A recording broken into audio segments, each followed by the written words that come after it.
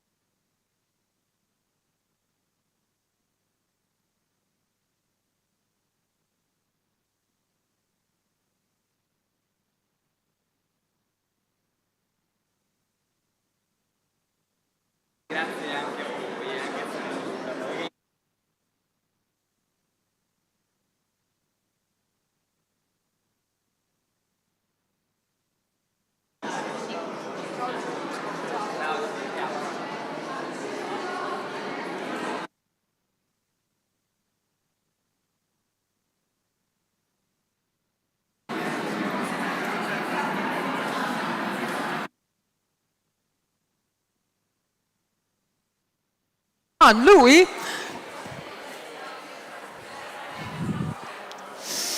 se n'è accorto nessuno.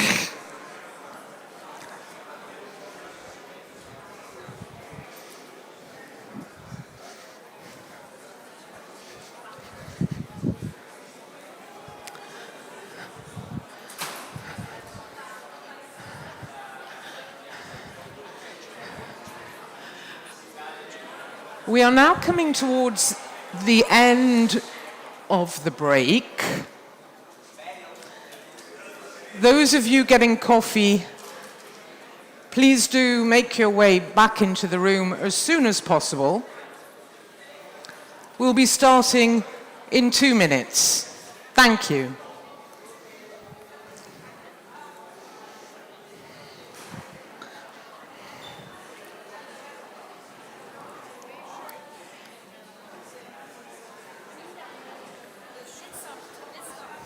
Start. Start.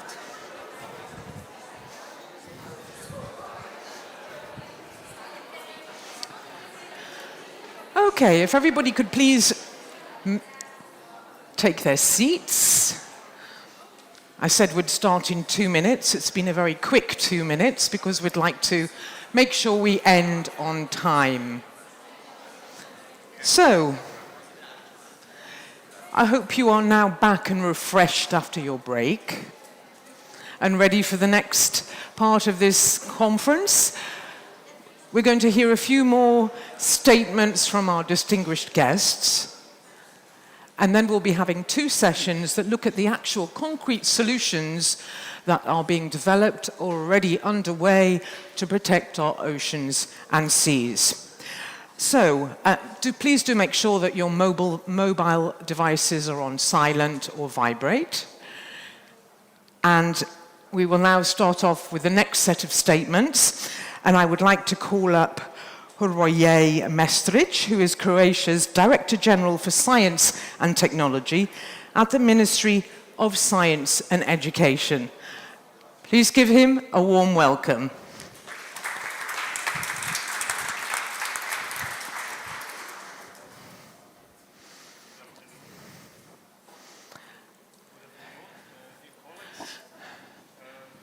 Keep talking, it should arrive.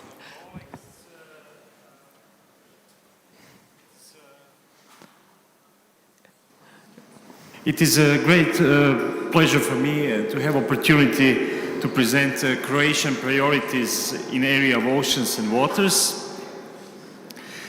Because on macro level, as Croatia has a national recovery and resilience plan and has the goal to improve water management as well as improving the use of natural resources. And for Croatia, it is Adriatic Sea and freshwater resources in inland. So we also developed, therefore, a national review of the goals of the 2030 UN Agenda for Sustainable Development, specifically on the sustainable use of oceans, seas and marine resources for sustainable development. That's why we are participating in now numerous projects, initiatives and programs related to protection of our ocean and waters. For instance, in Horizon Europe, in this mission, Ocean, we have 22 Croatian entities participating, and our EU contribution to this project is 5.6 million euros. We are part of, for instance, the Sea Clear 2 project with a budget of almost 10 million euros. We also recently won our first teaming project, and we did with the budget of 30 million euro. This will be the Center of Excellence in Maritime Robotics and Technology for Sustainable Blue Economy. It will focus, because it will start soon, on enhancing research and innovation in maritime robotics, green endurance, targeting maritime security, aquaculture, coastal tourism, and transportation. We also participate in Croatia-Cyprus Excellence Hub on eco-innovative technologies for healthy and productive seas. Also, we are partners in PRIMA partnership. We have already 13 projects in which Croatia participates, And I would single out Safe H2O Farm project. Its aim is to reduce the use of pesticides to avoid the risk of water and soil pollution. Also, we have recently established the Center of Excellence for Marine Bioprospecting, which focuses on innovative scientific exploration of bioactive compounds and materials of the Adriatic Seas, and it project financed from national resources and ERDF. It has more than 6.5 million euros, and it built a strong basis on experts from our biggest institute, Ruđer Bošković, University of Split, Zagreb, Rijeka, and University of Osijek. Excuse me. It is also that at national level, we, at one of our institutes of the oceanography and fisheries in Split, we launched the national map of marine habitats, and it is the first such map in the Mediterranean, covering 55% now of the Adriatic Sea, which is under Croatian jurisdiction. This represents not only the completion of one marine habitat mapping initiatives, but also the beginning of a new era in the protection and preservation of Adriatic Sea. And finally, we have numerous promotional activities on topic of sea and waters. For example, University of Zadar will organize the expert conference on climate change and preservation of marine ecosystems of the Adriatic Sea with international participation now in September, and we look forward to hosting you. Thank you very much for this opportunity. Thank you very much.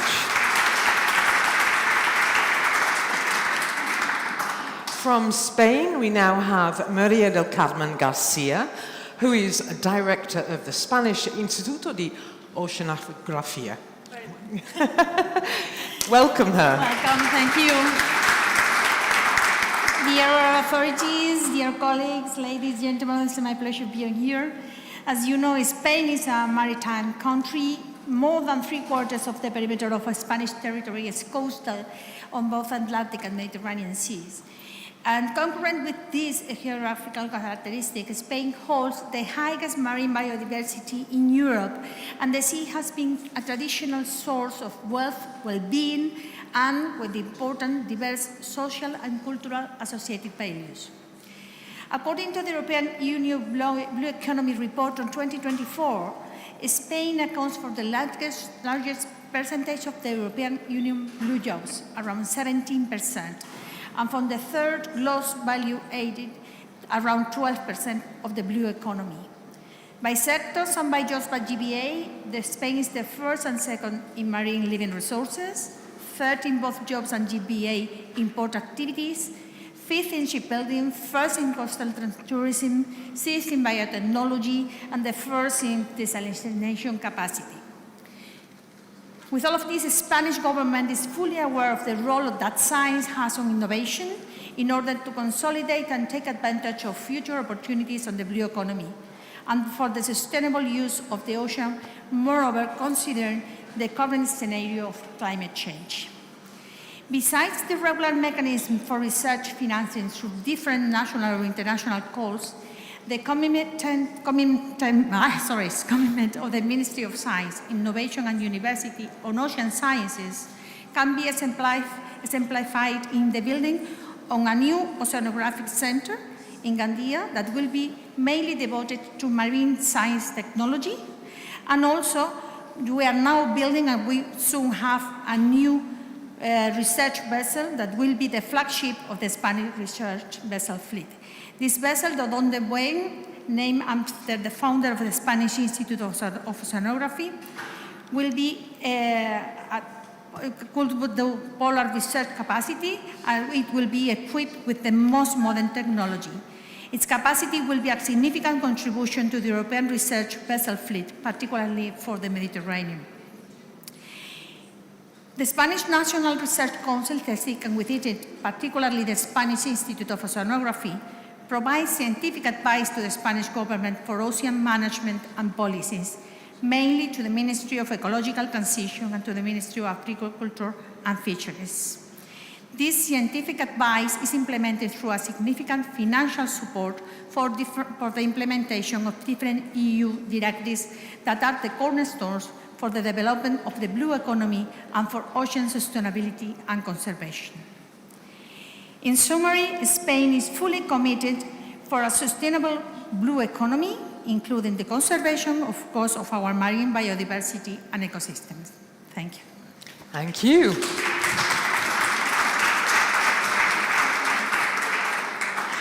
And our last statement is from Hamid Bouabid, who is the head of department at the Higher Council for Education, Training and Scientific Research in Morocco.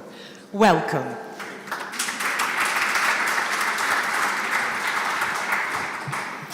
Good afternoon. Distinguished delegates, ladies and gentlemen.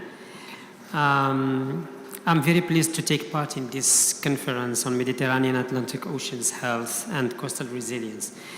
I would like first to express my gratitude to His Excellency the Minister Bernini for her kind invitations for this meeting.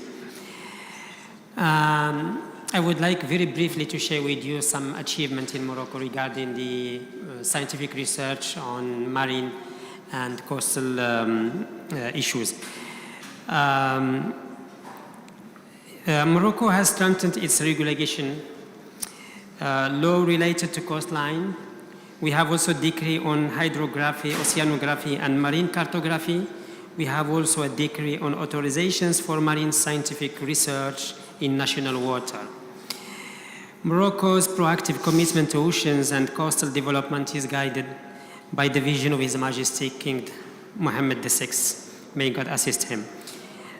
His royal speech commemorating the 48th anniversary of the Green March in 2023 calls for a comprehensive upgrade of the coastline, including the Atlantic shores of the Moroccan Sahara.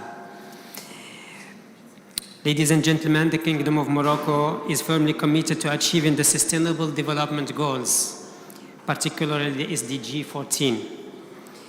The key initiatives launched by Morocco include investment in fisheries, seawater desalination for agriculture, promotion of the blue economy, and the development of renewable energy sources to support an integrated maritime economy. Additionally, Morocco has implemented several strategic initiatives to promote sustainable marine development. I can just cite some of them: Haliyut strategy, port strategy by 2030, and the National Integrated Coastal Management Plan.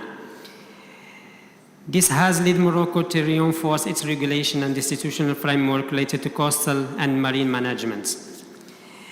Morocco is also very active in international collaborations, including, for example, the UNESCO Intergovernmental Oceanographic Commission, in which Morocco is actively a member and one of the founders.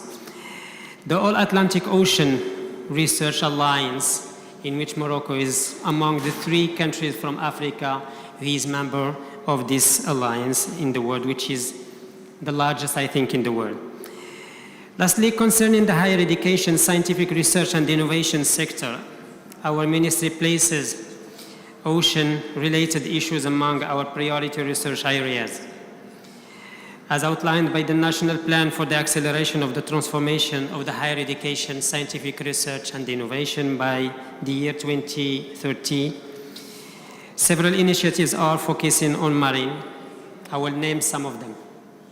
The creation of a national institute and network in focusing on water-related issues. The second one is the involvement of PhD students on the issues regarding the marine research. And this year, 2023, we have more than 160 PhD students working on the specific issues regarding the marine sciences. We should not forget the PRIMA program, in which Morocco is very actively also.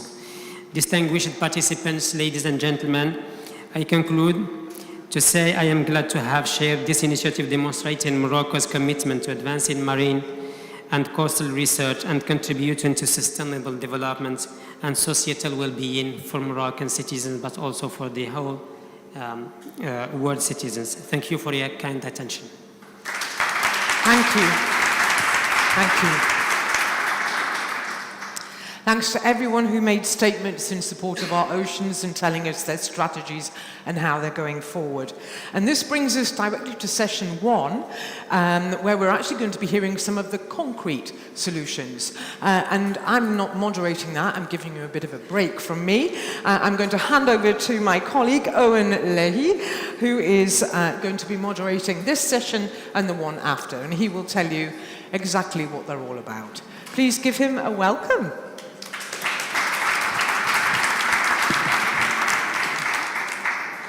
Thank you very much, Aminda. Good afternoon, everybody. Thank you for the welcome. Thank you to the Italian government and the Emilia-Romagna region, our ministers, excellencies, distinguished guests, our friends in the EU Commission. I'm very grateful for the invitation to join you today as part of our ocean family. So my name is Eoin Leahy, and I work for Ireland's Department of Foreign Affairs, where I serve as Ireland's Maritime Affairs Attaché to the EU. So as Aminda said, following this afternoon's important statements and commitments from our political and policy leaders, in these coming sessions we're going to focus on actions, to see examples of what happens when policy touches the ground, or in this case touches the water, where we bring these policies to life and where we can see how innovation and actions make an impact. So we have 2 excellent and distinguished panels joining us this afternoon. In the first panel, we'll focus on EU actions on restoration, reduction of pollution, monitoring and resilience of the Mediterranean and the Atlantic. So I'd now like to invite our panellists to join us on stage. Firstly, Fedra Francocci from Blue Mission Med.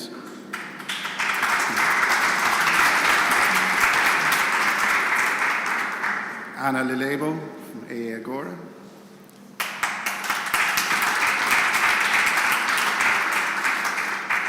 Pierre Bajarel from Mercator Ocean.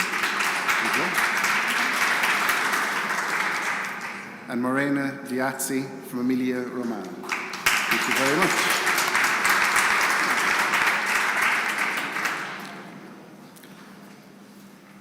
So I think I'll come and join you. We're having our fireside chat here.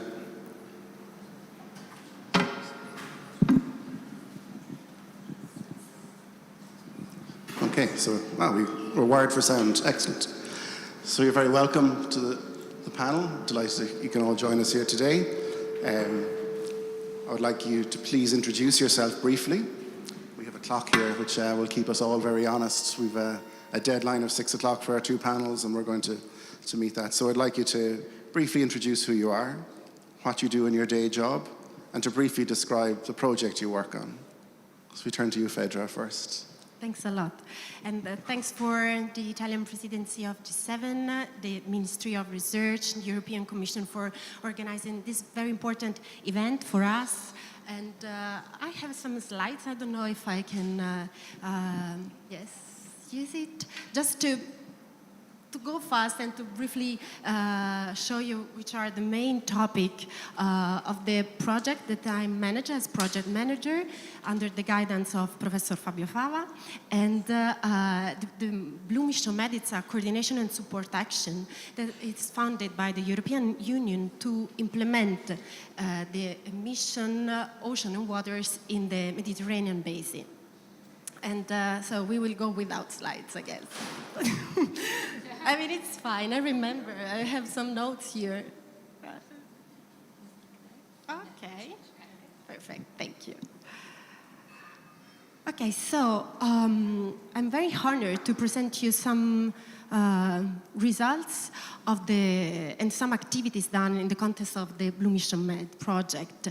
Our aim was to setting up structuring and empowering a multi-actor ecosystem able to provide to all Mediterranean region stakeholders and countries about the knowledge, tools, capacities and opportunities to implement the mission objective in the area. As said previously by the director John Bell, the priority of the Mediterranean is the pollution.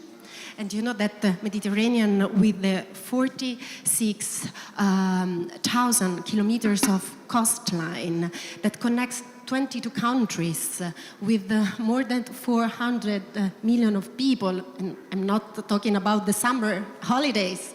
So it's really impacting the area. So the anthropic impact is very affecting. And according to the reports recently released by WWF in occasion of the International Mediterranean Day, the 87% of Mediterranean suffer about pollution, mainly about toxic heavy metal and plastic waste, as we know. So our approach has been very concrete in terms of which are the instruments that we can provide to the stakeholders to implement concrete solution and take action for preventing and reducing pollution in the Mediterranean. So thanks to the great job done by the consortium that I manage, so really thanks to the commitment of all partners, we scored about 300 projects and identified 84 innovation solutions to be further developed for the implementation of the objective 2 of the mission. This solution, of course, brings innovation and a very strong technological background, but we also looked at governance approach or social-based solution that could be transferred across the Mediterranean. The involvement of the stakeholders, so the engagement, it's really at the core of our activities. We continuously monitor the needs and priority of the stakeholders, also through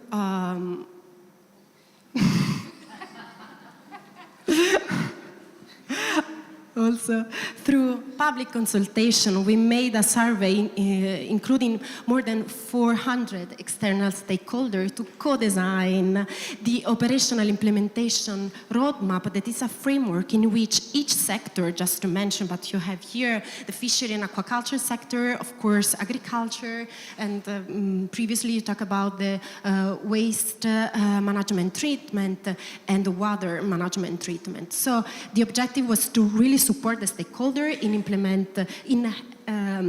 identify their needs and to set up a tailored framework for development procedure.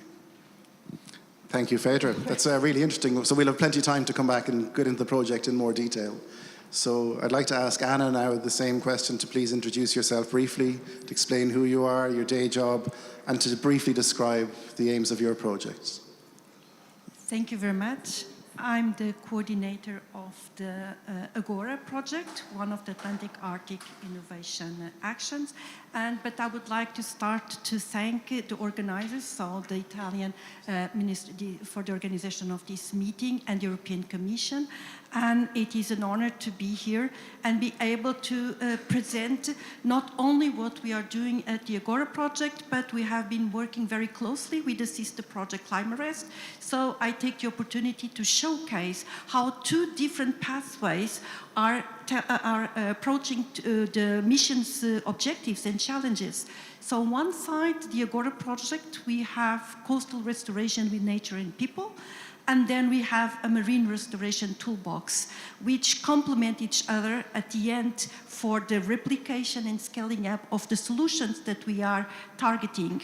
So starting with the Agora project, we have a living lab approach, meaning that from the beginning and from the consortium period, we already involved industries, we involved companies, we involved municipalities, NGOs. So we have, and not only the universities or research centers, meaning that we wrote the proposal together and already identified some of the key questions that we should address, and they were responding and they were aligned with the mission's goals. And then we have this quintuple helix, where we joined the academia, the industry, the government, the civil society, and the natural environment and the ecology. So together with the associated regions, and we can say now that we have 7 associated regions. So we have 3 demo areas covering the Atlantic Arctic. So we have in Norway Ireland and Portugal, and now we have gathered 7 associated regions covering the Mediterranean, other areas of the Atlantic, and the Baltic. We also, and then compared to the, not comparing, complementing, because we are not comparing projects, we are working together and establishing a lot of synergies. They have a different approach. Of course, they have stakeholders' involvement. They are co-developing solutions, but they are integrating it on establishing protocols and making databases and diagnosis and combining everything with common goals and actions for a toolbox where different stakeholders can go for these solutions. I have to say that we complement each other in a way that they have 5 demo sites and 5 associated regions, meaning that we are now in September organizing a joint meeting. So we have 10 plus 10. We are trying to scale up or discuss and try to scale up and replicate the 20 together. So focusing a little bit more on the Agora Living Lab. In the Norwegian case, we have ecosystem-based management and for the inside and outside protected areas, and with the involvement, of course, of all the interested parts on the process involving schools, nature protection area, managers of the nature protected area to enhance biodiversity and active restoration. They even have an underwater garden constructed with schools. And then on the Irish case study, it's the collaboration with citizen science and communities, and we are focusing on coastal erosion, also matching the Portuguese case where we also have coastal erosion solutions, so we are testing in both sides. So this is already replicating and trying afterwards to scale up, and also a lot of initiatives with volunteering work. In the Portuguese case, we have the marine litter, which initially was not foreseen, but as a living lab approach, it raised up and it was integrated in the process, resilience to coastal erosion, and we have climate mitigation, where we are combining the decarbonization of ports with the restoration of seagrasses, so that we can, for one side, increase carbon sequestration, but decarbonize in human activities. And this is the solution, the combine of the two issues. And then how do we enter in this pipeline of the Blue Mission, which is the CSA of the Atlantic Arctic process? And so we are on the pipeline, bringing our solutions today, a major pipeline, and for the new series of products, joint ventures, spin-offs, and starting up. So now we are in the phase that we are aiming for this matching funding marketing, because the solutions need to be sustainable. Thank you.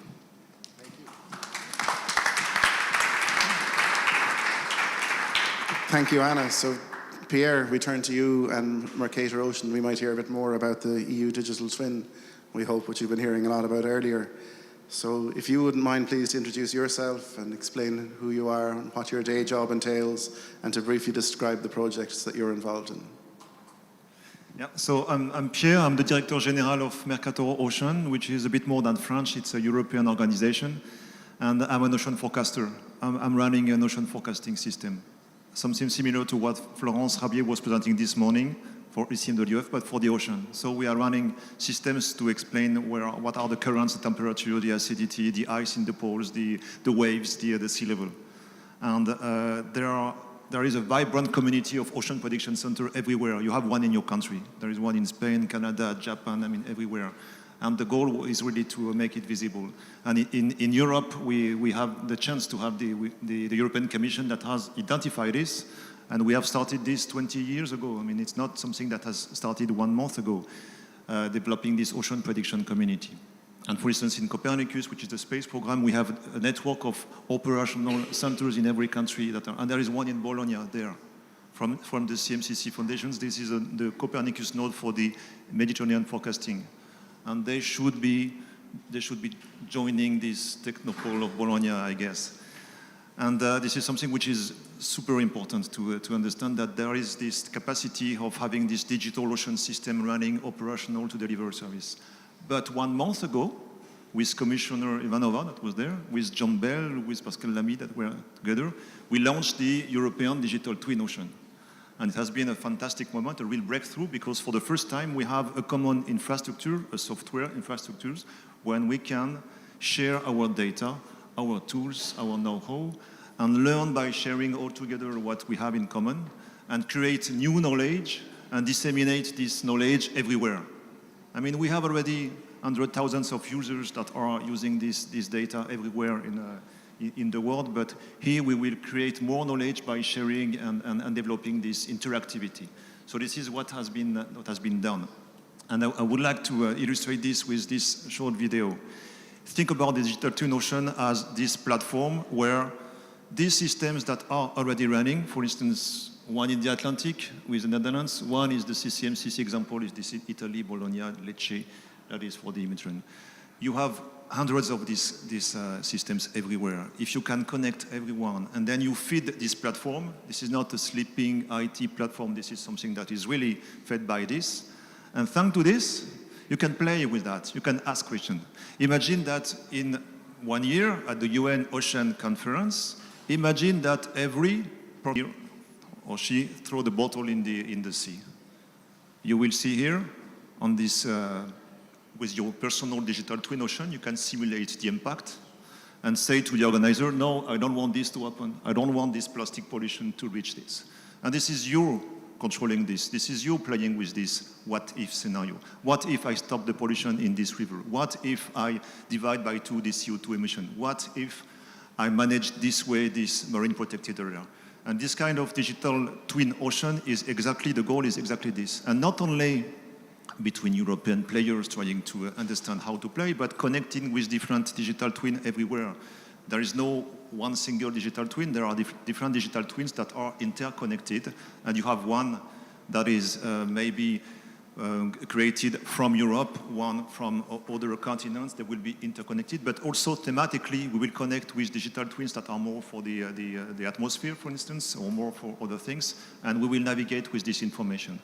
So this is exactly what we want to do, and we have been incredibly fast in developing this platform. I just want to try to give 3 reasons why. First, it has been asked by the President of the European Commission herself, meaning that if a minister has a vision or a commissioner has a vision that we need the ocean to be monitored, observed, and this knowledge to be shared, then it helps a lot. So G7 big guys keep this in mind. Second, the European Commission identified that we need to invest in this kind of infrastructures. Of course, we need infrastructures. We need satellites. We need supercomputers. We need observations at sea, but we need also software infrastructures because all the services are made of this, and they identify. So this European Digital Twin Ocean Edito is a software infrastructure.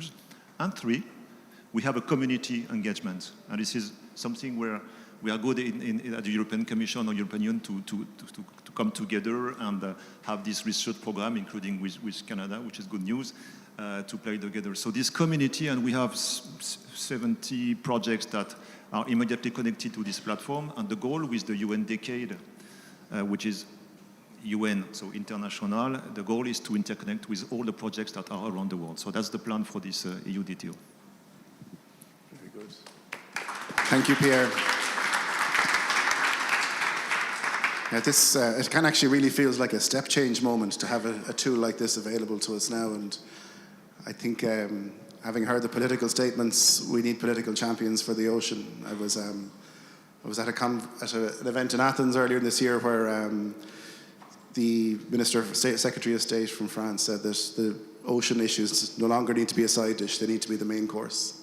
So I think this is the kind of tool which will help us express our story. So thank you very much for that, and we'll come back. We'll look at this in a little bit more detail. But so Marina, very pleased to have you here with us today. So it would be grateful if you could please introduce yourself now as well and explain who you are, what your day job entails, and to briefly describe the projects that you're involved in.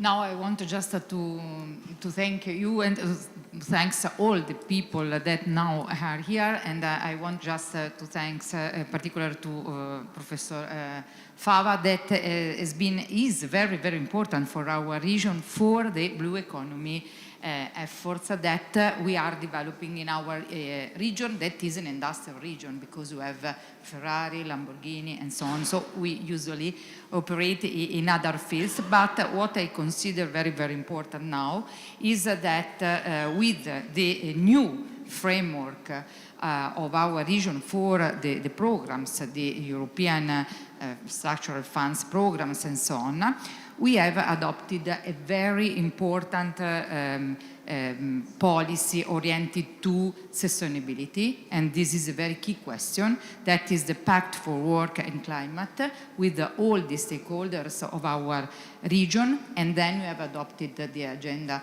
2030, very important for the mission relative to the ocean and so on. And then we have the participation to the mission of the European Commission on ocean and waters. That is very relevant because we are now studying the different questions of this.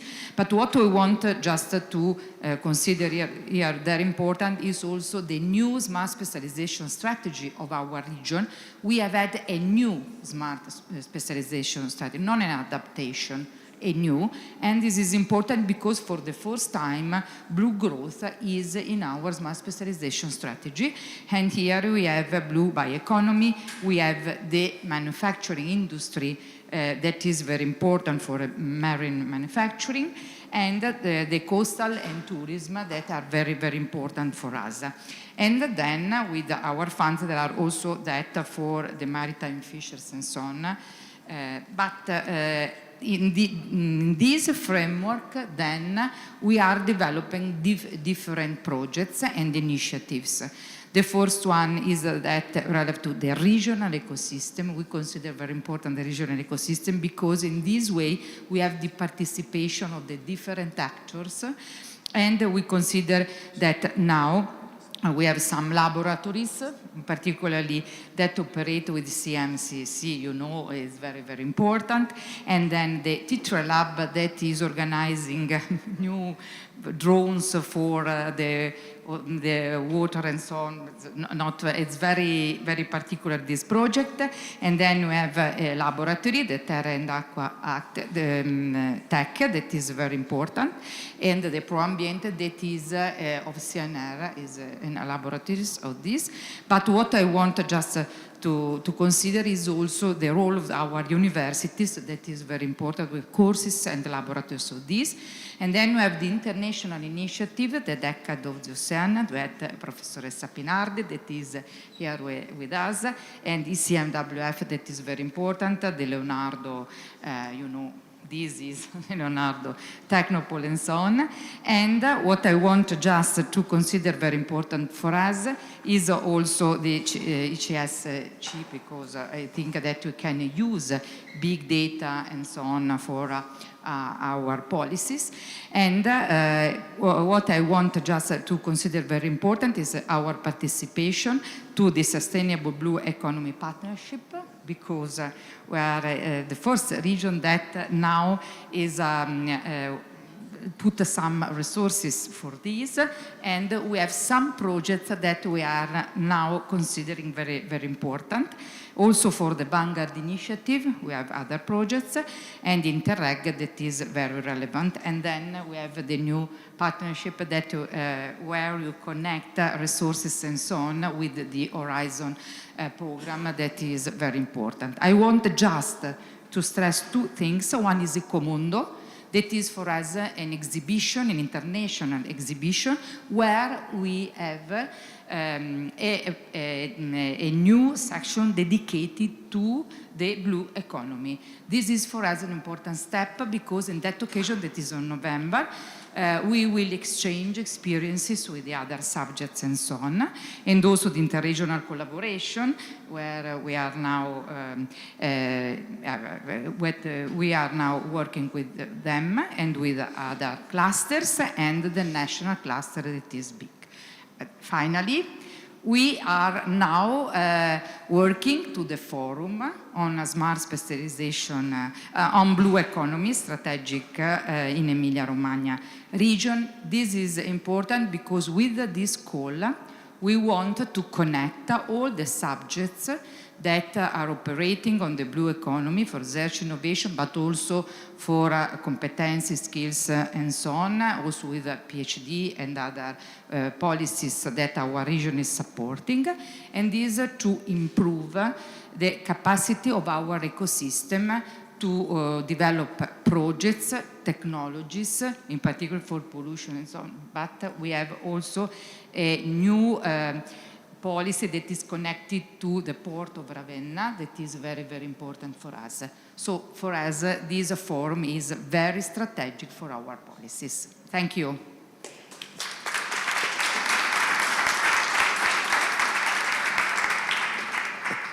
I think it's not hard to see how many other regions across Europe could replicate what you're doing. That's very impressive.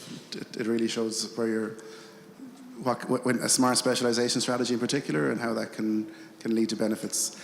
So Fedra, we might come back to you. I know you had a lot more to add on the Blue Mission Med, so we'd be keen to hear more about how the project is contributing to the restoration and reduction of pollution and our monitoring and resilience of the Mediterranean, and also perhaps maybe some of the challenges you faced and how you solved it along the way. Or is there anything about the project that you're particularly proud of that you'd like to share with us? This comes again, thanks a lot, with the engagement of stakeholders, and this brings me to the Port of Ravenna. So the approach that we developed with the support of the European Commission was to launch the awards of port and island. And this practice has been particularly successful in engaging with new actors across the Mediterranean and more to join action, to take action on this. So definitely this approach. But then it's really important to be active at the local level, to speak with the stakeholder in the local language.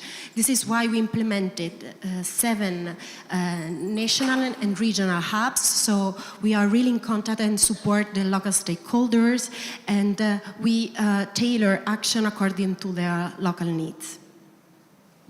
Thank you very much.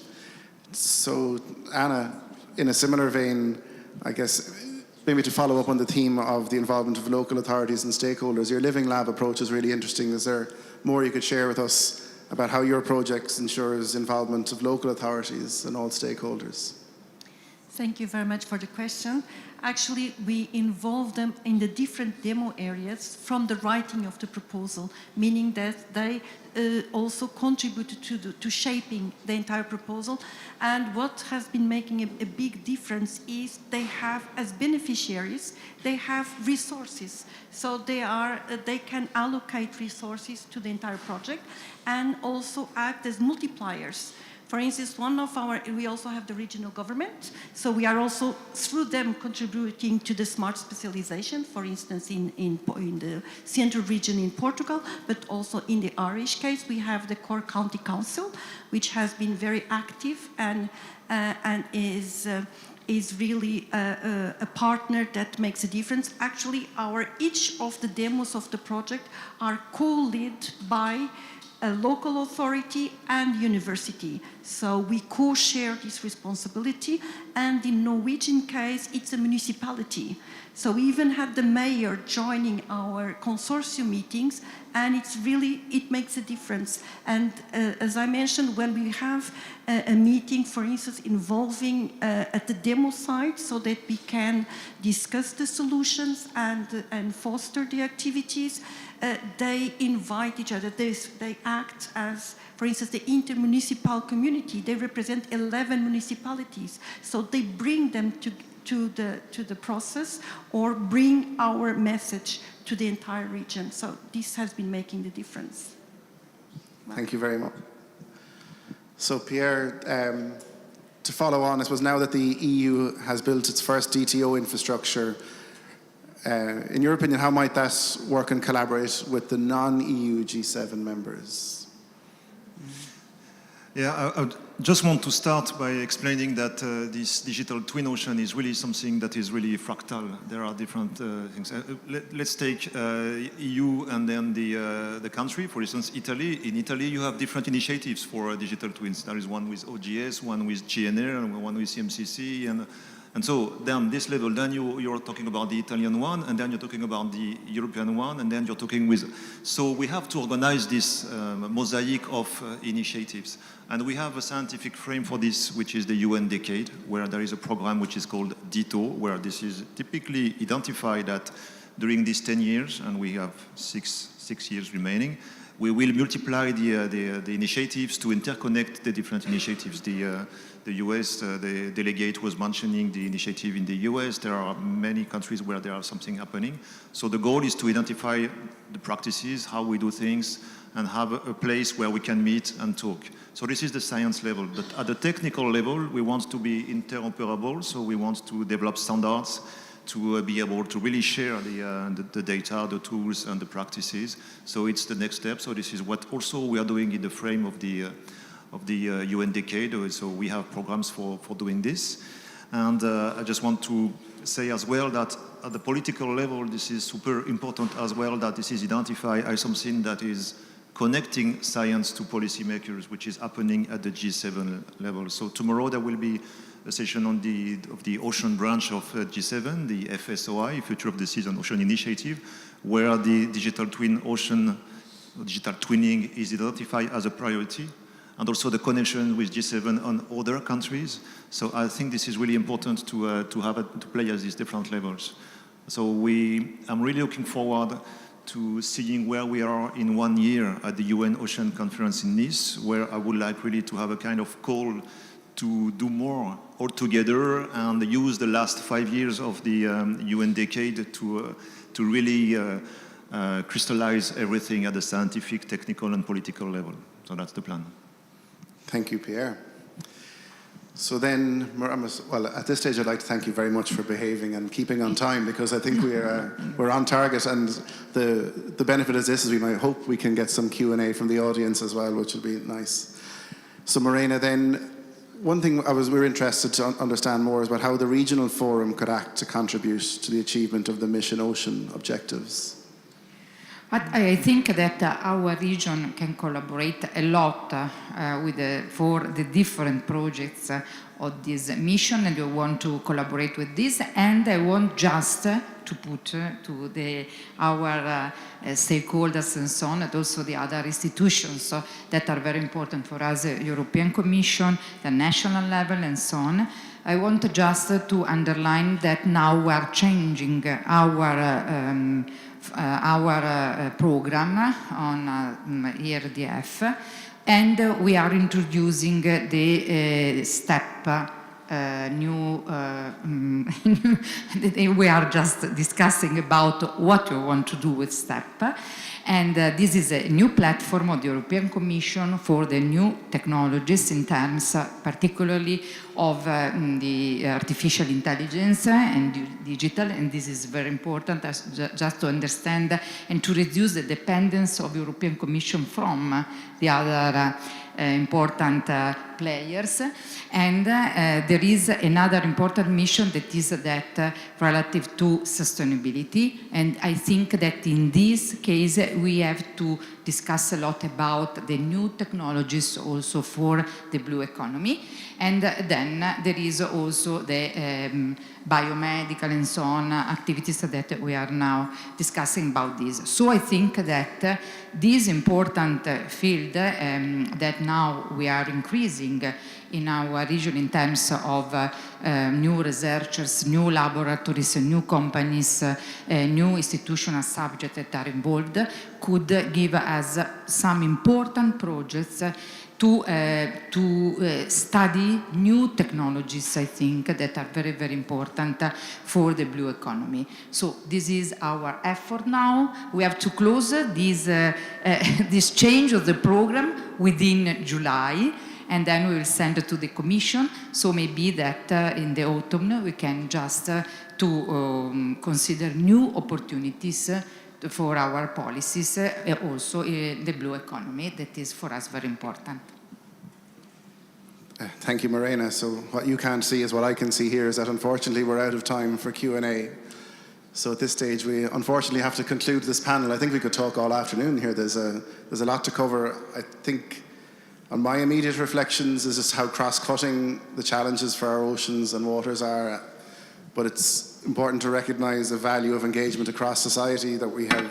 We've been speaking from the individual level to coastal communities, regions, national authorities, and also internationally at sea basin level, and how engaging youth and citizens and through innovation such as the DTO, that the answers and some of the solutions to the challenges that our oceans and water face, that they are forthcoming.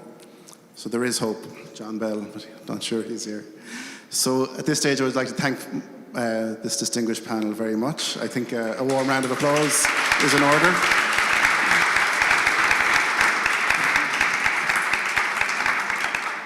And I would invite you to take your seats so we can move on with the second panel for this afternoon.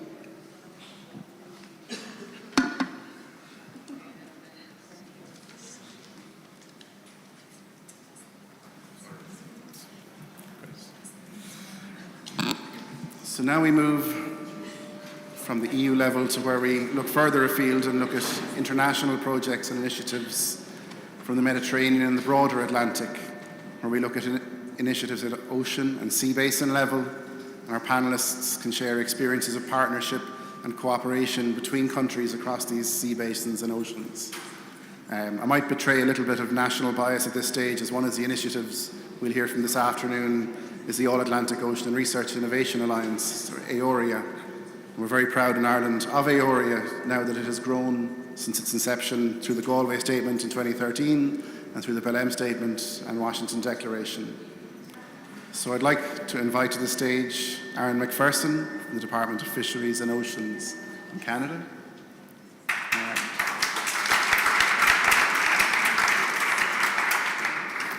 Daniele Ludicone from Stazione Zoologica Anton Tom. Margherita Capoletto from the Ministry of University and Research in Italy. Welcome. And Angelo Riccaboni, co-chair of the Partnership for Research and Innovation in the Mediterranean, or PRIMA. So, if you please. And then we have one colleague going to join us online. So Felipe Ortega Schlingmann from the European Investment Bank is going to join us. So I hope you can hear us, Felipe.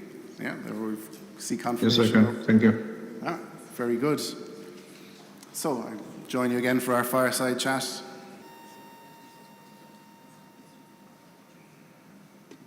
So you're all very welcome, and it's a privilege to join you here this afternoon.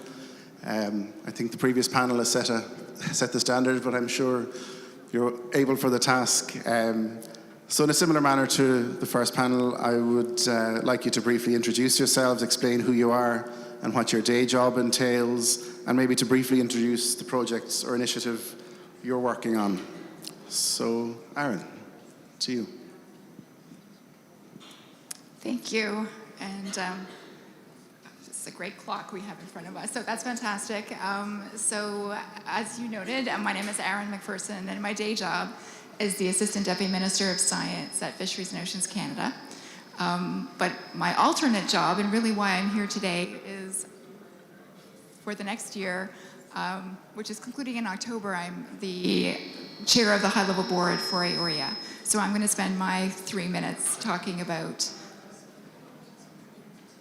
the forum that's coming up and the work that the Alliance is doing. So as we heard today, the ocean needs our help. The Atlantic Ocean covers 17% of the world's surface. It's home to a diversity of marine life, from coral reefs to deep sea environments. It helps regulate the climate, produces oxygen vital to our existence, and is connected to seas and waterways, and is part of the global ocean. But also, importantly, many cultures, communities, including indigenous people, have deep historical and cultural ties to the Atlantic, which shape their traditions, their lifestyles, and economies. So not just the ocean needs us, but the population of the world needs us. Which comes to the declaration. The Eoin Declaration in 2022 serves as a foundation for a collective and cooperative approach to ocean science and innovation for a healthy and sustainable Atlantic Ocean, but involving countries and organizations from along and across the organization. So we have 11 partners so far, and more are joining every year, which is wonderful. I think every speaker who offered comments in the high-level portion of this event spoke to not only the importance of international science cooperation, but actually the necessity for that for us to be successful. And so with it in mind, Canada is hosting the 2024 Forum in October in Ottawa, bringing together experts and members of the ocean science community to advance concrete progress, some of which have already been mentioned here today, that were collectively identified by all Eoin partners. So what are those themes? Led by the European Commission and our colleagues in the US, they're to really look at ocean climate and develop options and tools for coastal resilience. They are looking at ocean observation and modeling, and not only for ocean science, but for the protection of marine biodiversity. The forum will also include an intergenerational dialogue, as well as programming specifically related to ocean literacy and gender equity, including the development of a series of posters to showcase the impact of underrepresented groups in ocean science. And I'll show an example in a second, if I have a second left. As an Eoin partner, Canada is very fortunate to be able to draw on this extremely broad diversity of expertise along the Atlantic and across the Atlantic, enabling us to benefit from a diverse group of scientists and experts from different geographies, cultures, and generations. And so the Alliance welcomes new partners who share this vision, who share this ambition, and we look forward to welcoming some of the people around this room, hopefully, to Canada in October. Thanks.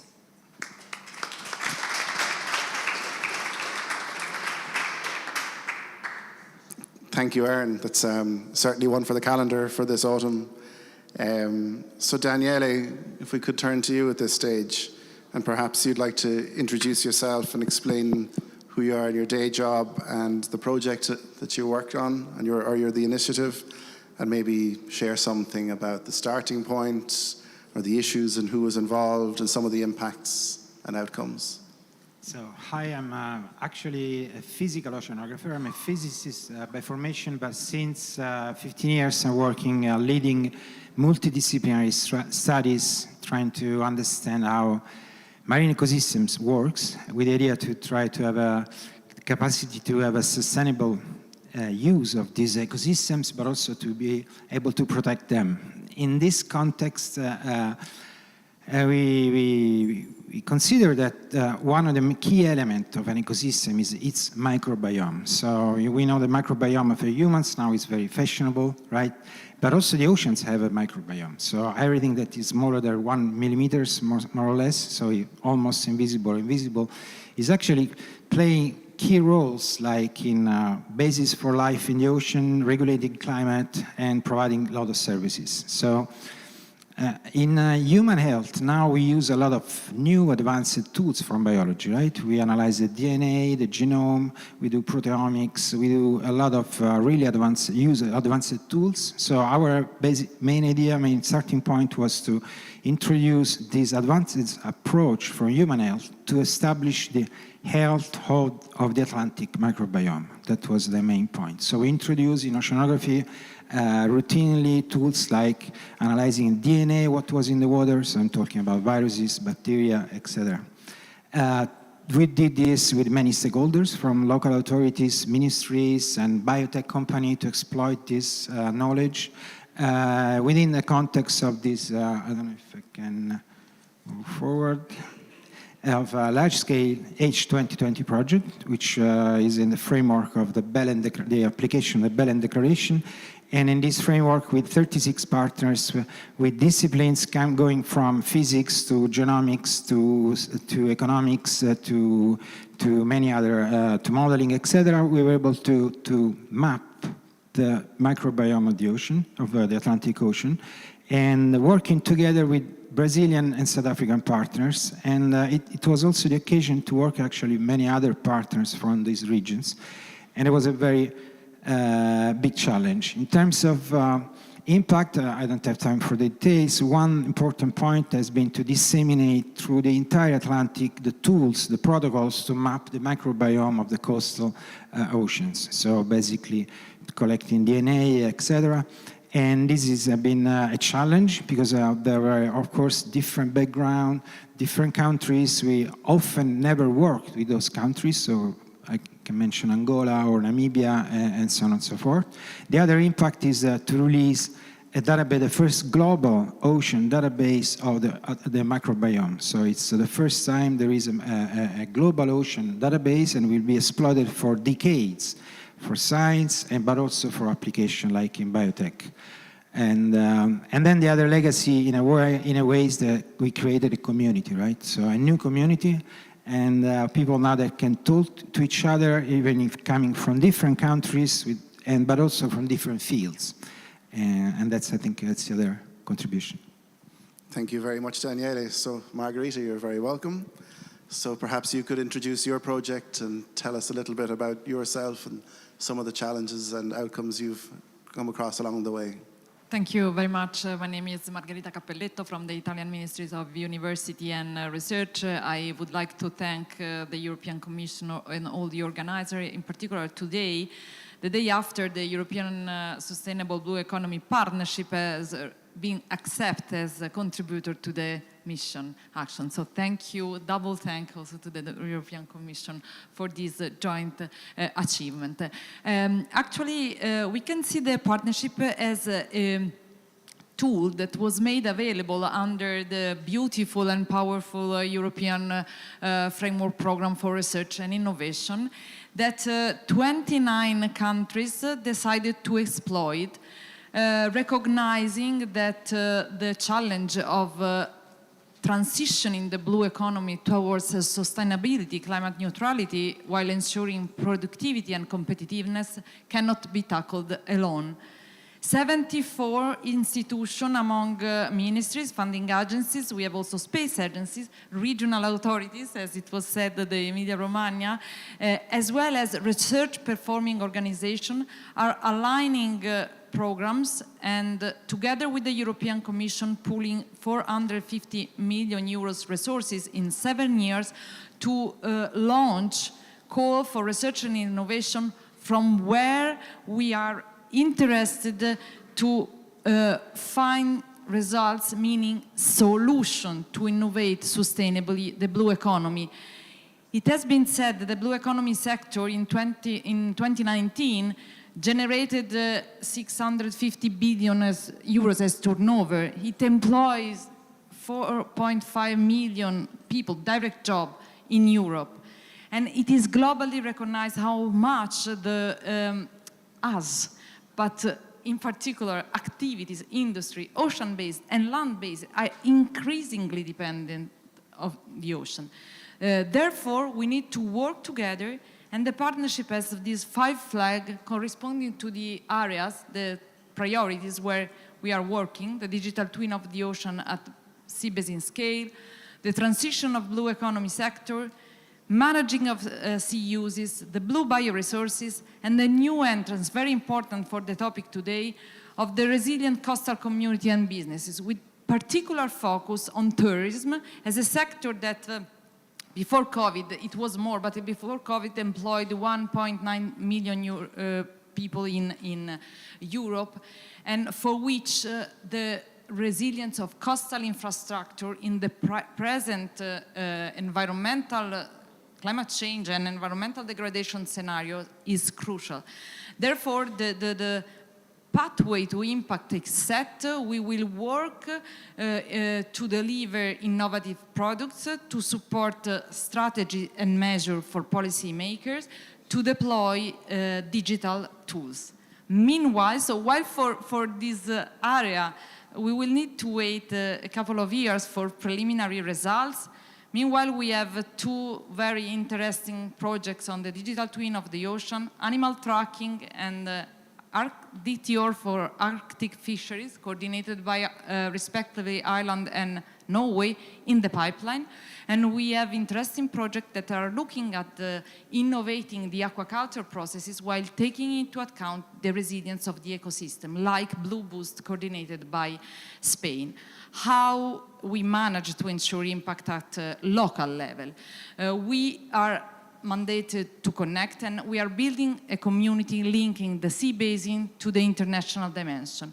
We are organizing regional workshops starting from the Med this year. We will go through all the regions until the Atlantic in 2025. And we hope also that today, with this crucial event, we managed to enhance our international cooperation. Thank you. Thank you. And congratulations on the recent success. We'll come back to this. We have some more. So Angelo, if we could put to you to introduce yourself and your project and what your day job entails, and perhaps maybe you could share with us how Prima aims to tackle ocean health and coastal resilience in the Mediterranean. Thank you to the organizers, and thanks for the invitation, especially thanks to the Minister of University and Research of the Italian government. I should have a few slides, if it is possible, and maybe I should do it, yes. And I'm talking about Prima. Why Prima? Prima because we all know that food, the production of food is very important for our societies, for Euro-Mediterranean societies. There are major issues in terms of lack of water, in terms of loss of biodiversity. We know that agriculture affects climate change, and we know that climate change affects agriculture. Also, agriculture gives work to many, many people. So if we want to deal with migrations, we need also to deal about agriculture, how to keep it profitable and consistent.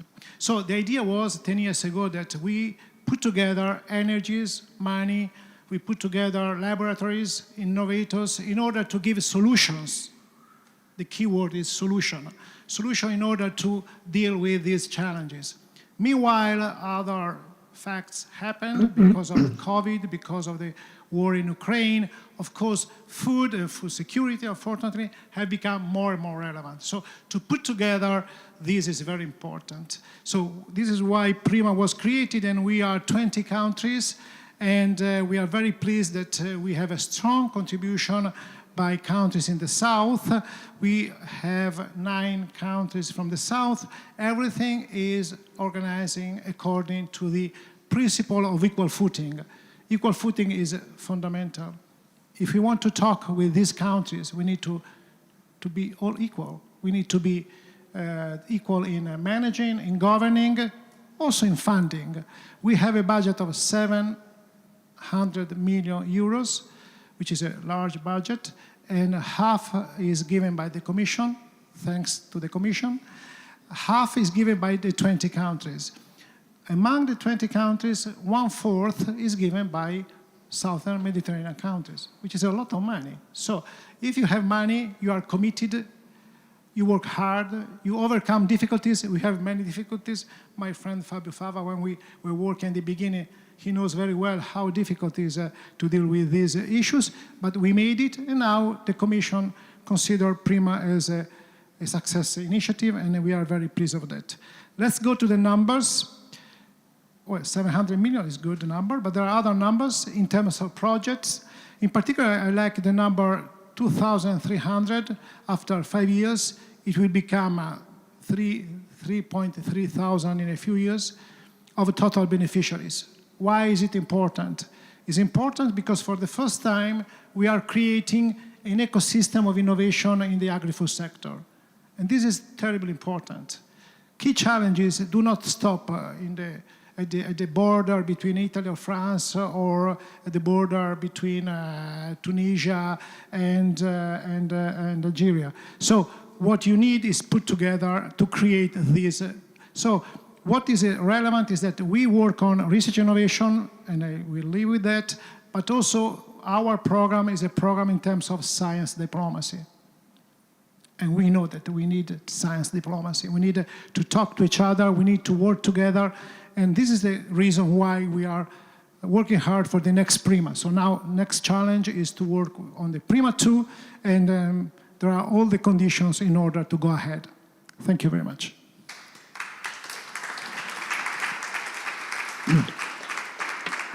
Which converts it or makes it one of the major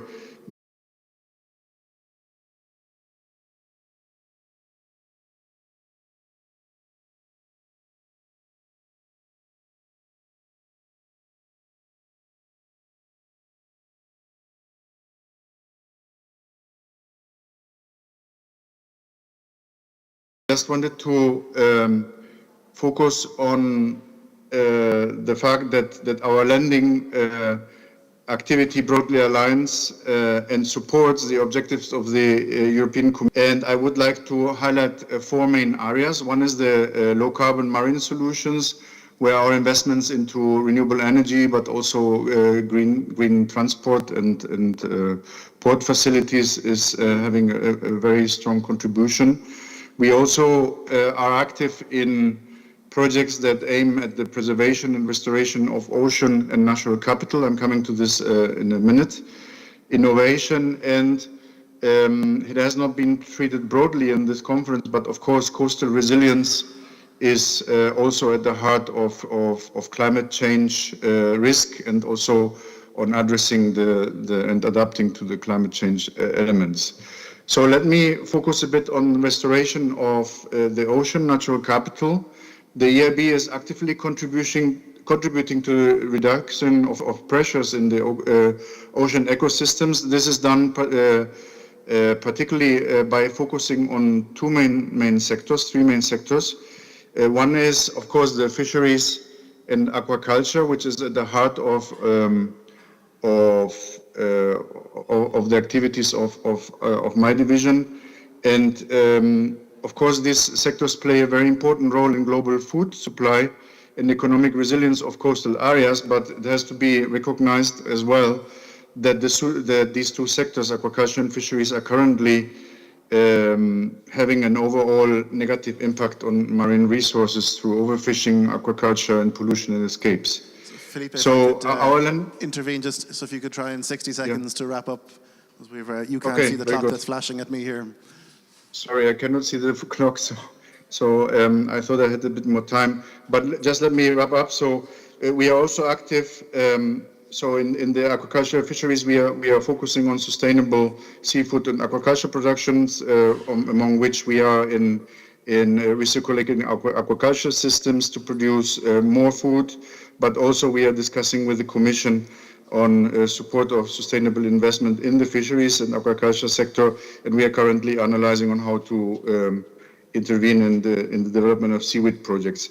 We are also active in reducing pollutions through mainly wastewater treatment and also waste treatment to avoid that pollutants get into the sea areas, and where we have been collaborating with other institutions in the Clean Ocean initiatives, mainly with AFD, KfW, and where we are bound to deliver 4 billion euros by 2025 in this domain.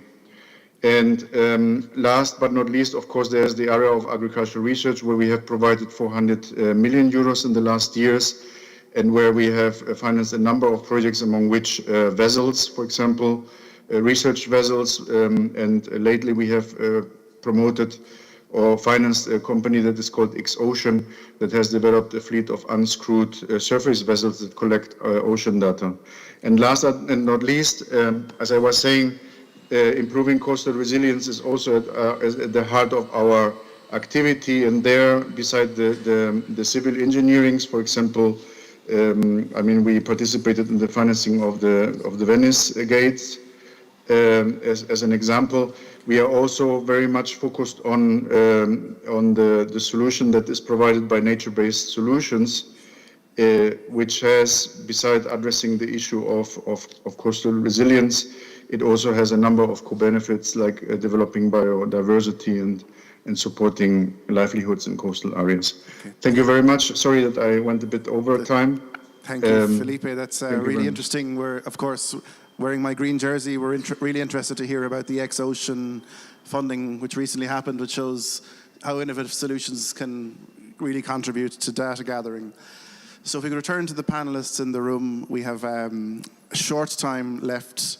So perhaps, Aaron, if in 60 to 90 seconds you could maybe share some key messages on the All-Atlantic Ocean Research Innovation Alliance, and maybe something unique about the opportunities that the All-Atlantic Ocean Research and Innovation Alliance presents. So that's a very tough challenge for 60 seconds.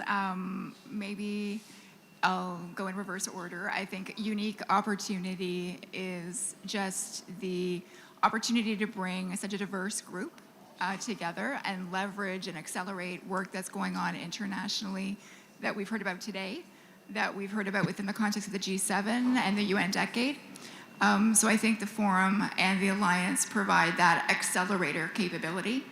And maybe just taking the first part of your question, I'll say, what's the value proposition for collaboration? I don't think we can afford duplication, right? I think we need to understand what work is being done around the world so we can bring those groups together and leverage and share and have common methodologies. And in doing that, we can create a network of networks. Thank you, Aaron. So Daniele, perhaps you could share with us some of the main obstacles to reaching coastal resilience and maybe the role that local authorities could play. From a scientific side, to reach coastal resilience, I think one has to go through a program made of several steps, but the first step is to know your system, understand your system. So do science on the region you want to work on, and from there you can design a monitoring that is well designed and suited to solve your problem. And then you can build, together with the stakeholders, a digital twin of your system, which also, on one side, will include the monitoring, user monitoring, but also will be a way to have a permanent dialogue with policymakers and local users, etc. So I think these are the steps. But know your system first. Good advice. So Margherita, the Sustainable Blue Economy Partnership is maybe the new kid on the block, but it's shown itself as a really important convening space, and it's attracted an impressive number of stakeholders so far.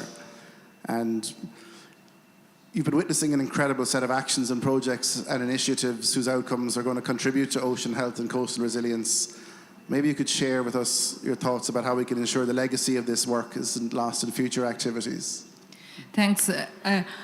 I think we have been witnesses a lot of actions, important action, a lot of knowledge generated, the solution found. We are not alone. Pierre presented the digital twin of the ocean. We are supporting project on the digital twin. Nature-based solution, we are looking at them. A lot of partnership are looking at them.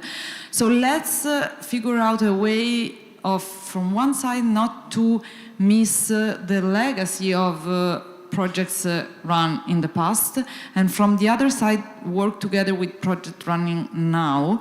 A powerful tool is the so-called portfolio of projects. You can rely on important mechanism and database, including the dashboard by the European Commission, and starting from there, you can create network, either thematic or regional, so you ensure that project coordinators work together for the future. Thanks. Thank you, Margherita. So then, Angelo, perhaps then based on your experience at Prima, maybe you could share with us some of the distinctive factors of success for effective implementation on the international initiatives. It's interesting how you have a lot of third countries involved with Prima, and we'll be interested to hear a little more about that. Yeah, the issue of involving countries is very important. As I told you, I always highlight the principle of equal footing. This is key for everything.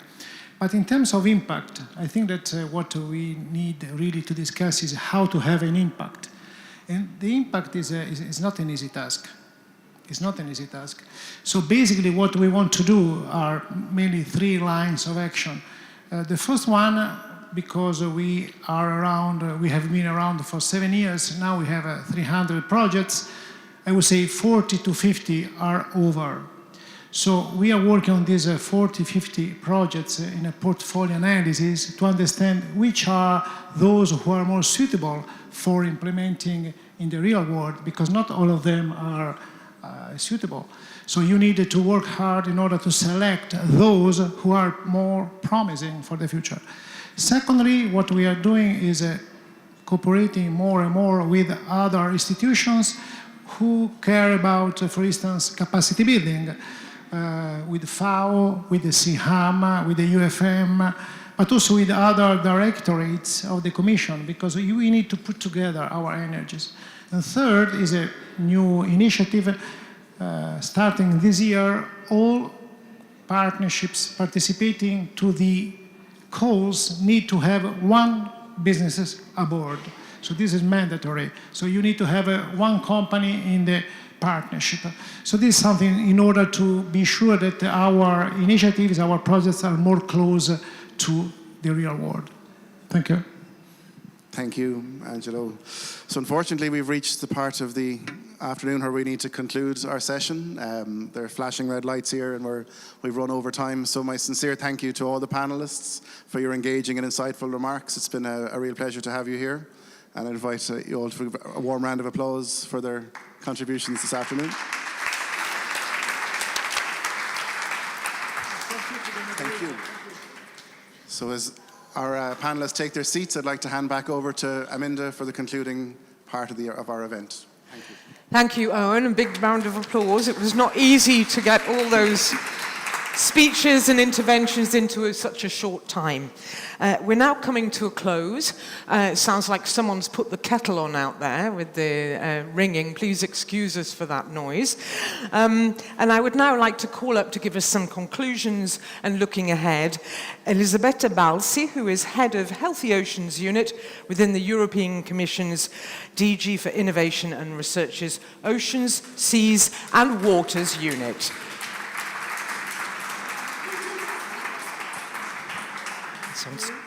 Thank you. Ladies and gentlemen, distinguished guests, really... Just let me.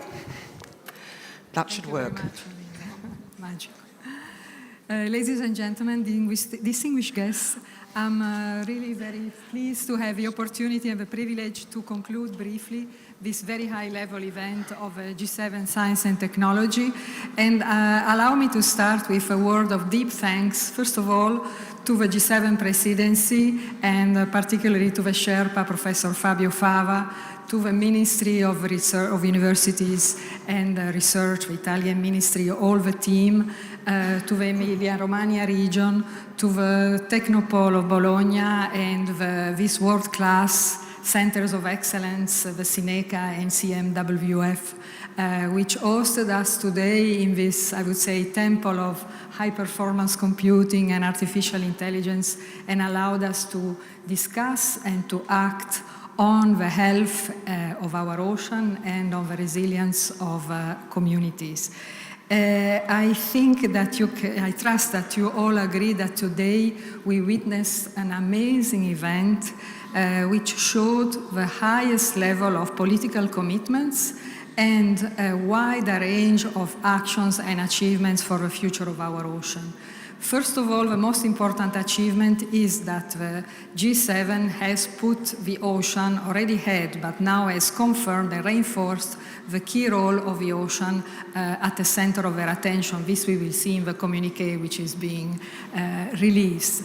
The second major achievement of today is that we have witnessed an impressive series of strong political commitments at the highest level and a series of a wealth of actions and ongoing initiatives which will help to restore the health of our ocean and to support the resilience and increase the resilience of our citizens, the coastal community, our environment, our ocean. It is clear that working together to ensure the health of our ocean and the resilience of our communities, whether they are coastal communities but also communities which live far from the ocean, is no doubt that this is a global endeavor, that there is no country and no union, not a European Union, we heard also from the Commissioner of the African Union, not the African Union, that alone could address this type of challenges. We need to do it together. The European Union actually is an ocean union, and we are a global ocean union. The Mediterranean Sea and our Mare Nostrum and also our Atlantic Ocean from pole to pole have shown today that we are leading by example with key actions toward restoring our most precious common good, which is the ocean, and towards strengthening the resilience of our coastal communities, which are the majority of our world population. They also showed the power of science diplomacy, which federates efforts across coastlines from pole to pole and across borders of riparian partners, as we heard in the case of the Mediterranean, in geopolitically strategic context and basins. We heard that the EU mission, Restore Our Ocean and Water, is unique as it encompasses the whole hydrosphere in a systemic way from land to sea, from source to sink. And this is a mission that starts in Europe, but of course it has a global dimension. And thanks to the huge mobilizing effort across sectors, disciplines, initiatives, programs, and funding instruments, it is federating and promoting synergies, cutting down silos of cooperation also across borders. And the Mediterranean Sea Basin and the Atlantic and the Arctic are lighthouses for our mission, and they are particularly active to achieve the objectives of our mission. Through the mission charter, the mission is mobilizing all stakeholders wherever they are a region, and we heard about very active regions. Emilia-Romagna is an example, leading by example of participation, active participation in our region, whether you are an island, a city, NGO, university, public or private entity, or simply a citizen who is interested in the health of the ocean, you are important to create this critical mass which is necessary for the change that we need at local level to implement our mission. We were very proud today, of course, to celebrate the adhesion of the Italian government to our mission, together with many other countries who adhered, and region as well, across Europe and beyond. Italy, indeed, is the first top-ranked country in delivering concrete solutions and results for our mission, Ocean and Waters, with over 200 actions from many different stakeholders, spanning from the ministries, regions, cities, port, islands, NGOs, research institutes, enterprises, and groups of citizens. And we would like to invite you all our international partners and beyond to join us. We heard today already several commitments. We really invite you to join this mission and this mobilization, to join also future calls for projects through Horizon Europe, which is our European Research Innovation Program, but not only through Horizon Europe, through all possible instruments that you are managing or that you are close to. Because we need really to act together at world level for the health of our ocean and the resilience of our communities. The European Commission is committed to this with our Research Innovation Program, which is dedicating more than 900 million euros to ocean research and innovation, half of which through this mission, and is also importantly contributing to the UN Decade of Ocean Sciences. But this is only a small drop among all the actions that we need to implement this very ambitious mission and achieve our common objectives. We have just heard about some examples of emission projects. We have funded up to now 60 projects with nearly 400 million euros investments, which deliver innovative solutions, for example, to collect plastic with robots from our seas and the ocean, or to restore the wetlands of the Danube to better protect our communities against floods, or to decarbonize small-scale fishing fleets, or to reforest the seafloor, establishing blue parks across Europe, and training what we call the new gardeners of the ocean to take care of these new underwater forests. We also heard that the first prototype of a European digital twin of the ocean was unveiled last month, and work is speeding up to develop in the years to come the DTO and the EU Digital Knowledge Platform across Europe, and of course extended to the world, because this needs to be a global initiative. And we are of course working in close connection with the G7 initiatives, like the G7 Future of the Seas of the Oceans and the Ocean Decade related initiatives. Ocean knowledge about our seas will thus become more readily available and more directly useful to all ocean actors, not only to policymakers, the business world, the citizens at large, and also allowing us to predict, mitigate, adapt, and protect the communities from the impact of climate change and extreme weather events. We have also heard about important international initiatives from the Mediterranean to the Atlantic, which are very important tools for us to tackle together the health of our ocean and waters. The All-Atlantic Ocean Research Innovation Alliance is an excellent example on how such international cooperation can unfold successfully. It functions as a framework which facilitates and enables cooperation along and across the Atlantic basin from pole to pole. And in the last 10 years, it already allowed more than 1,000 research teams to connect, to study the many secrets of the Atlantic Ocean that still holds for our climate, for our weather, for our food, and for our well-being. Now we will continue to join forces across with our partners from the Atlantic to focus in the next month and years, as we heard from Aran, on ocean observation and understanding the relationship between ocean and climate, and developing outcome-oriented science for mitigating and adapting to the consequences of climate change, particularly for the benefit of increasing resilience of coastal communities. Today's event confirmed also once more how important it is to work at local level and at regional level, as well as at national and global level. Resilience is becoming ubiquitously not only in our respective work, as we have seen today in several initiatives, but it's also at the heart of many national, regional, and global strategies, programs, and initiatives. So let's join forces in this respect.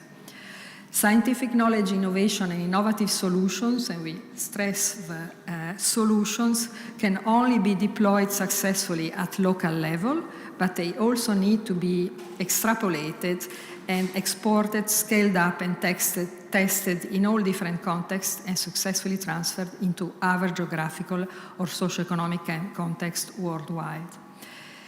We also heard about the strategic importance of partnerships between national, regional, and EU programs, in our case, in aligning instruments and funds towards a common goal.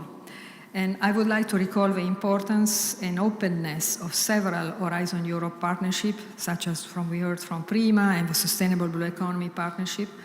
Both initiatives work very closely also with our mission, Ocean and Waters, and they are open for our international partners. So I invite all interest partners to join these ongoing initiatives and joint efforts. And finally, in terms of funding, we also heard about interesting example, the importance of investments by the financial sector. We heard the actions by the European Investment Bank, and let me acknowledge the successful activities that we had in collaboration with the European Investment Bank, what was called the Blue Champions pilot schemes that we launched together with EIB last year, and is now supporting a series of innovative SMEs and companies with financial advice for their project to restore our ocean and waters. So this is a very wide range of examples of concrete actions to achieve these very ambitious objectives. There is not much time and we need to act. So how can we further leverage funding and more investment also in and from other countries for the health of our ocean and the resilience of our communities? Let's continue this important dialogue, this journey together now and in the future, also in view of the upcoming UN conference 2025 in Nice next year. We heard also about this important event where science, innovation, and co-creation with citizens and stakeholders, as well as financing, will figure as key points on the agenda. So the work of the G7 and all of us today is key in this respect. It gives hope and it reconfirms that all our joint efforts are not in vain. So together we can ensure that our ocean, our seas, our waters will recover to be restored by 2030, and we will be able to continue to function as our key life support system. And we will also ensure that our communities will be resilient, they will be protected, and they will be wealthy. So let us continue our navigation together. Thank you so much to all of you, and I have a last very special thank on our side to my colleague Claudia Pecoraro, who continues to be a pillar for our mission.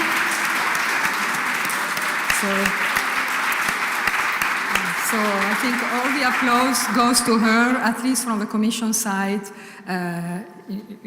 Claudia is a pillar to support the mission, all what we managed to do. So many thanks to you all. Thank you very much.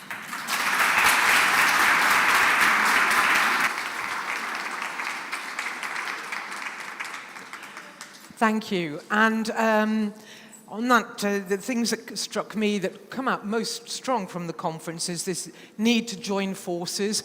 And I think that spirit of cooperation has really come through very strongly. Before we go, and you'll be going in 2 minutes, so I promised before 6 o'clock, I do have some thank yous on behalf of the co-organizers. First of all, thanks to all our high-level speakers from the Emilia-Romagna region, the Italian government, and of course the European Commission. Thanks to all the European and international ministers and delegates for their statements and support. Thanks to the session speakers and their moderator. Thanks to the team from VO Europe for the smooth logistics. Thanks to the venue staff for ensuring our comfort. And thanks to the technicians to make sure that we could hear and see each other. But my last thanks goes to you, the audience, for staying here, for listening hard, and for all your contributions and everything you're doing to help protect our oceans and waters. I wish you all safe onward journey, buon viaggio, and with that, I bring the proceedings to a close.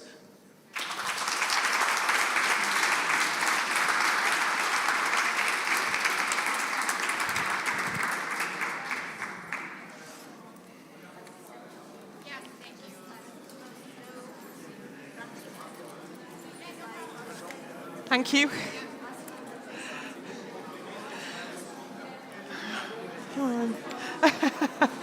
You need a bit of energy in these things.